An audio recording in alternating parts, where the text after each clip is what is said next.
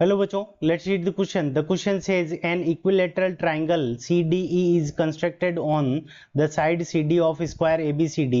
The measure of angle AEB can be. ठीक है बच्चों, सो हमें एंगल की वैल्यू फाइंड आउट करनी है। तो ये है ट्राइंगल हमारा, sorry square A B C and D. अब स्क्वायर है तो इसकी हर एक साइड क्या होगी, इक्वल होगी।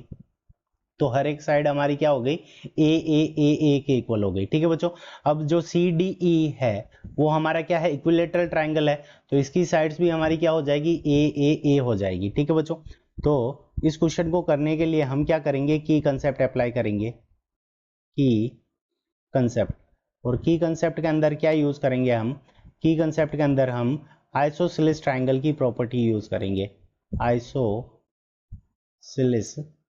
ट्राइंगल।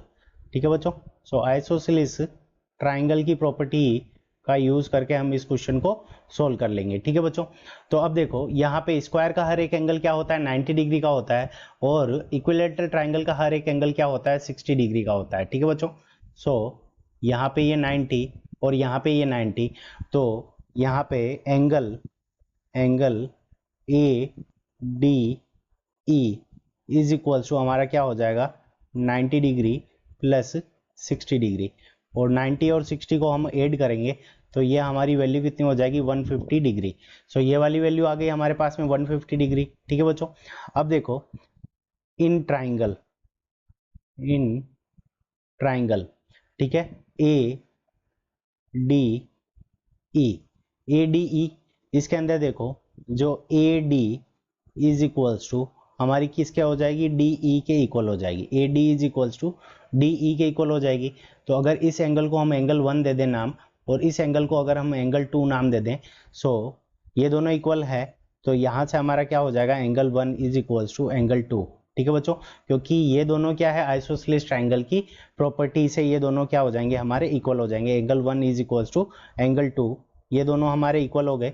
अब देखो यहाँ पे इन ट्राइंगल, अब ट्राइंगल के अंदर हम एंगल सम प्रॉपर्टी अगर हम लगा देंगे तो angle A D E plus angle 1 plus, ठीक है, plus angle 2 is equals to, यहाँ पे एंगल सम प्रॉपर्टी से इन तीनों का सम कितना होना चाहिए, 180 डिग्री।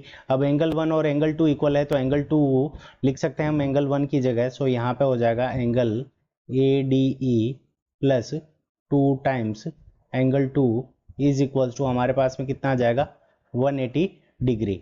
अब यहाँ पे अगर हम निकालें तो 2 times angle 2 is equals to हमारे पास में कितना आ जाएगा, 180 degree minus angle A D E की वैल्यू कितनी है, 150, तो यहाँ पे ये वैल्यू आ जाएगी angle 2 is equals to 30 divided by 2, तो ये वैल्यू हमारे पास में कितनी आ जाएगी, 15 डिग्री आ जाएगी। सो ये वाला एंगल हमारे पास में कितना आ गया, 15 डिग्री आ गया। ठीक है बच्चों, तो इसी तरह से हम दूसरा ट्राइंगल ले लेंगे। सो इन ट्राइंगल, तो ये वाला एंगल भी हमारा कितना हो जाएगा, 150 डिग्री हो जाएगा, 90 plus 60। So in triangle B, in triangle B C E, so triangle B C E के अंदर एंगल सी प्लस इस एंगल को हम क्या कर देंगे, एंगल 3 नाम दे देंगे, और ये वाला एंगल हमारा क्या हो जाएगा, एंगल 4, और एंगल 3 और एंगल 4 हमारे क्या हो जाएंगे, इक्वल हो जाएंगे। Angle 3 is equals to angle 4, और ये भी क्या होंगे, आइसोसेलेस ट्राइंगल की प्रॉपर्टी से, क्योंकि सी ई इज इक्वल्स टू हमारा किसका होगा, बी सी के। तो बी सी ई और बी सी इक्वल है, इसलिए एंगल 3 और एंगल 4 हमारे क्या हो जाएंगे, इक्वल हो जाएंगे। So angle C plus angle 3 plus angle 4 is equals to, इन तीनों का सम कितना होगा, 180 डिग्री होगा। तो हम क्या लिख सकते हैं, एंगल 3 की जगह एंगल 4 लिख सकते हैं। So angle 4 plus angle 4 is equals to 180 degree minus angle C, 180 degree minus angle C करेंगे। So 2 times angle 4 is equals to 180 degree minus angle C की वैल्यू हमारी कितनी है, 150 डिग्री। सो ये वैल्यू आ जाएगी हमारे पास में 30 degree. So angle 4 is equals to हमारा कितना आ जाएगा, 30 डिवाइडेड बाई 2। ठीक है बच्चों, तो ये वैल्यू भी हमारे पास में कितनी आ गई, 15 डिग्री। सो ये वाली वैल्यू भी हमारे पास में 15 डिग्री आ गई। और as CD is an equilateral triangle, so value of angle D E C is equals to, ये हमारी कितनी होगी 60 डिग्री होगी।